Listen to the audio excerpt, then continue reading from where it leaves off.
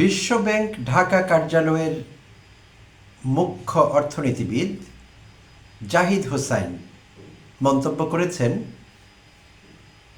যে সাবেক গভর্নর, বাংলাদেশ ব্যাংকের গভর্নরের কথা বলছি, আহসান এইচ মনসুরের সঙ্গে যা হয়েছে সেটি শোভন হয়নি, অন্যভাবেও হতে পারত, তিনি সম্মানজনক বিদায় নিতে পারতেন এবং তিনি এটি ডিজার্ভ করেন না, তার প্রতি যে আচরণ বিএনপি সরকার করেছে। জাহিদ হোসাইন এই কথা বলেছেন এবং তিনি এটিও বলেছেন যে ভবিষ্যতে কোনো যোগ্য লোক বাংলাদেশ ব্যাংক গভর্নর পোস্টের জন্য আগ্রহ দেখাবেন না।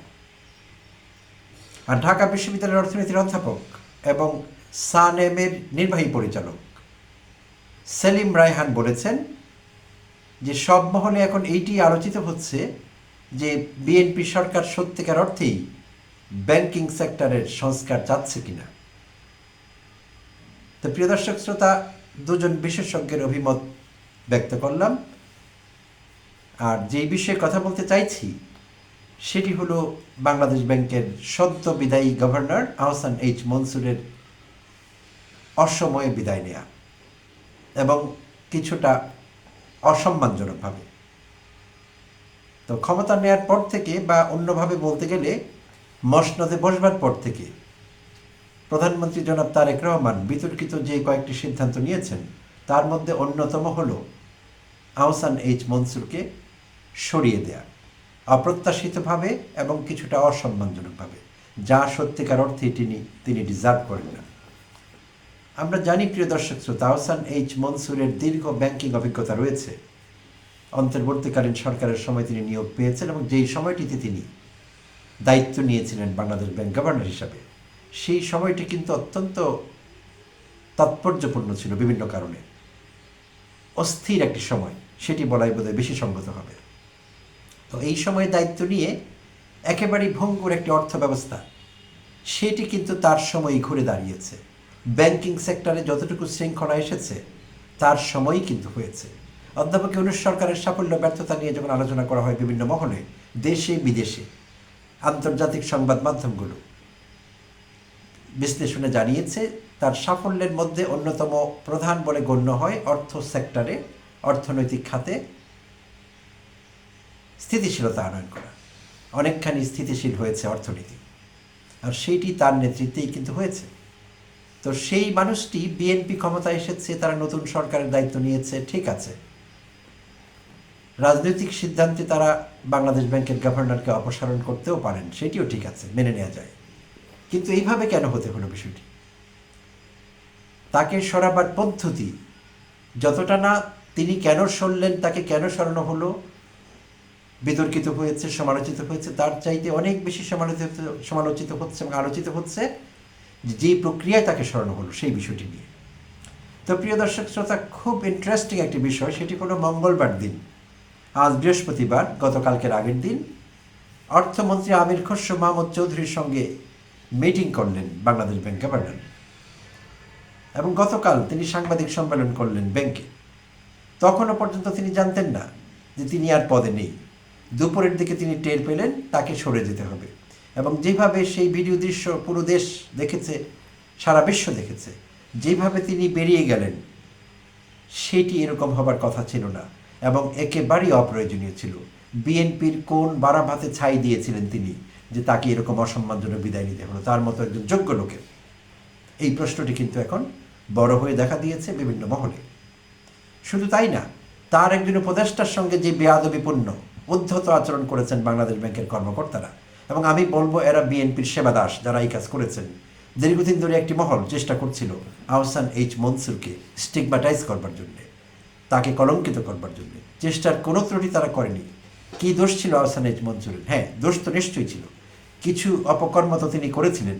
আর সে অপকর্মগুলো হলো ঋণ খেলাপিদের তিনি ঘাড়ে ধরতে চেয়েছিলেন এইভাবে, এটি তার দোষের মধ্যে একটি। উচ্চকণ্ঠ ছিলেন খেলাপি ঋণ বিষয়ে। পুনঃতফসিলের যে অপব্যবহার হচ্ছিল, ব্যবসায়ীরা, তথাকথিত ব্যবসায়ীরা, ব্যাংক লুটেরারা, তারা রিশেডিউলিং বা পুনঃতফসিল যেটিকে বলা হয়, ঋণ পুনঃশেডিউল করা, সেই বিষয়টির যে অপব্যবহার হচ্ছিল সেই বিষয়ে তিনি ছিলেন উচ্চকণ্ঠ। পরিচালনা পর্ষদে রাজনৈতিক প্রভাব মুক্ত করবার চেষ্টা করেছিলেন পরিচালনা পর্ষদকে, সেটিও তার দোষ ছিল। তো তার অন্যতম বড় দোষগুলোর মধ্যে এটি একটি, এবং সার্বিকভাবে কেন্দ্রীয় ব্যাংকের কাঠামোতে তিনি সংস্কার আনতে চেয়েছিলেন, যাতে ভবিষ্যতে এই কেন্দ্রীয় ব্যাংক স্বাধীনভাবে কাজ করতে পারে এবং কোনো রাজনৈতিক প্রভাবের অধীনে এই ব্যাংকে আসতে না হয়। এগুলোই ছিল তার দোষ। আর সেই জন্যে স্বার্থান্বেষী মহল, ব্যাংকের ভিতরে যারা আছেন ঘাপটি মেরে বিভিন্ন পজিশনে, ছোট বড় মেজকর্তা, তারা সবাই মিলে তার বিরুদ্ধাচরণ করছিলেন। এবং সম্প্রতি আমরা দেখছিলাম তার বিরুদ্ধে এক ধরনের আন্দোলন গড়ে তোলা হয়েছিল, যেটি একটি বেআইনি কাজ। তারা সরকারি চাকরি করেন বাংলাদেশ ব্যাংক, কেন্দ্রীয় ব্যাংক এটি বাংলাদেশের। কর্মকর্তা কর্মচারীরা প্রকাশ্যে যেভাবে রাজনীতি করছিলেন, তখনই বোঝা গিয়েছিল আসলে সামথিং ইজ ফিশি, সন্দেহজনক কিছু টের পাচ্ছিল এই দেশের মানুষ। তো অবশেষে সেইটির 16 কলা পূর্ণ হলো কাল। খুবই দুঃখজনক, দেশে বিদেশে বিষয়টি সমালোচিত হয়েছে। এটি হবার কোনো কারণ ছিল না, কোনো কারণ ছিল না। আর আরেকটি বিষয় বলে নেওয়া ভালো, সরকার তাকে সরিয়ে দিয়ে মোস্তাকুর রহমানকে দায়িত্ব দিলেন গভর্নর হিসেবে। তো মোস্তাকুর রহমান বাংলাদেশে 14 জন গভর্নর এসেছেন এই পর্যন্ত, বাংলাদেশ স্বাধীন হওয়ার পর থেকে। তো 14 জনের মধ্যে এত লো প্রোফাইল আর কোনো গভর্নরের ছিল না। মোস্তাকুর রহমানের প্রোফাইলটা যতটা লো, ব্যাংকিং সেক্টরে অর্থনৈতিক ক্ষেত্রে তার যতটা অভিজ্ঞতা দক্ষতা যতটাই কম, এতটাই কম যে আর কোনো গভর্নরের এরকম ছিল না, তার সঙ্গে ম্যাচ করানো যায়। এমনকি হাসিনা আমলেও, হাসিনাও বিতর্কিত ব্যক্তিদের গভর্নর হিসেবে নিয়োগ দিয়েছিলেন, কিন্তু তাদের অন্তত বাই ডেফিনিশন যোগ্যতাটুকু ছিল। তো গভর্নর হওয়ার পূর্ব শর্ত পৃথিবীর বিভিন্ন দেশ কিন্তু মেনে থাকেন, এবং সেই পূর্ব শর্তের মধ্যে একটি হলো তার আন্তর্জাতিক অর্থ ব্যবস্থাপনার অভিজ্ঞতা থাকতে হবে। দেশীয় ব্যাংকিং সেক্টরে তো অবদান থাকতেই হবে, মুদ্রানীতি এবং ইত্যাদি সংশ্লিষ্ট পলিসিগুলি সম্পর্কে ভালো ধারণা থাকতে হবে। সবচেয়ে বড় কথা হলো আন্তর্জাতিক অর্থ ব্যবস্থাপনায় ভালো অভিজ্ঞতা থাকতে হবে, এক্সপিরিয়েন্স অ্যান্ড এক্সপার্টিস থাকতে হবে। সেটি কিন্তু পৃথিবীর সব দেশে কেন্দ্রীয় ব্যাংকের গভর্নর নিয়োগের ক্ষেত্রে বিবেচিত হয়ে থাকে ক্রাইটেরিয়া। তো শেখ হাসিনা আমলেও এই ক্রাইটেরিয়া ফুলফিল করা হয়েছে অন্তত যোগ্যতার দিক থেকে। তো এবার যা করা হলো সেটি মানুষের বিস্ময়ের আর কোনো শেষ রইল না। তো মোস্তাকুর রহমান কোনো অশিক্ষিত লোক না, তিনিও qualified, but he is otherwise qualified. Bangladesh ব্যাংকের গভর্নর হওয়ার কোয়ালিফিকেশনস সেটি কাভার করে না, কারণ তার যে যোগ্যতা আছে, তার অফিসিয়াল যে পড়াশোনা আছে, তিনি একজন এফসিএমএ একজন অ্যাকাউন্টেন্ট, কস্ট অ্যাকাউন্টেন্ট। তিনি ব্যয় ব্যবস্থাপনা বিষয়ে অ্যাকাউন্টেন্ট হিসেবে তার দক্ষতা এবং অভিজ্ঞতা আছে, এফসিএমএ তাকে বলা হয়। তো বা এফসিএমের সদস্য তিনি, ফেলো বলা যেতে পারে, অথবা ফাইন্যান্সিয়াল চার্টার্ড ম্যানেজমেন্ট অ্যাকাউন্টেন্টও বলা যেতে পারে সরাসরি। তো মূল কথা হলো ব্যয় ব্যবস্থাপনার বিষয়ে তার পড়াশোনা। আর তিনি একজন প্রতিষ্ঠিত ব্যবসায়ী, তিনি পোশাক খাতে ব্যবসা করেন, রিয়েল এস্টেট খাতেও তার ব্যবসা আছে। তো ভবিষ্যতে, অতীতে কখনোই বাংলাদেশ ব্যাংকের গভর্নর নিয়োগের ক্ষেত্রে এরকম লো প্রোফাইলকে বিবেচনা দেওয়া হয়নি, এই প্রথম দেওয়া হলো। কেন করতে হলো, এটি বিরাট প্রশ্নবোধক চিহ্ন হয়ে সামনে ঝুলে আছে। এর উত্তর বিএনপি সরকার হয়তো কখনো দেবে, অথবা কোনো দিন নাও দিতে পারে, আমরা নাও জানতে পারি কেন দরকার হলো। তো সেইটি এখন আলোচনার বিষয়। তো আরেকটি বিষয় এখানে বড় হয়ে দেখা দিয়েছে, সেটি হলো তিনি যেহেতু একজন পুরাদস্তুর বিজনেসম্যান, তিনি একজন ফুল টাইম বিজনেসম্যান। এফসিএমএ হলো তার কোয়ালিফিকেশনস, সেটি বাদ দিলে তার যে পেশা, সেটি একজন ব্যবসায়ীর পেশা। তো একজন ব্যবসায়ী, যদিও বলা আছে তিনি সব রকম পেশাগত বা অন্যান্য আর্থিক সংশ্লিষ্টতা, স্বার্থের বিষয়, সেগুলো বাদ দিয়ে, সেগুলো থেকে পুরোপুরি মুক্ত হয়ে এই গভর্নরের দায়িত্ব পালন করবেন। 4 বছরের জন্য সাধারণত গভর্নর নিয়োগ পেয়ে থাকেন, তো এই কথাই বলা হয়েছে। তো এখন কথা হলো, সেটি তো কাগজে কলমে ঠিক আছে, বাট একজন পুরাদস্তুর ব্যবসায়ী, যার উত্থান, যার সব কিছু ব্যবসা দিয়ে, তাহলে তিনি কি করে তার ব্যবসায়িক স্বার্থ সব কিছু থেকে বিরত থাকবেন?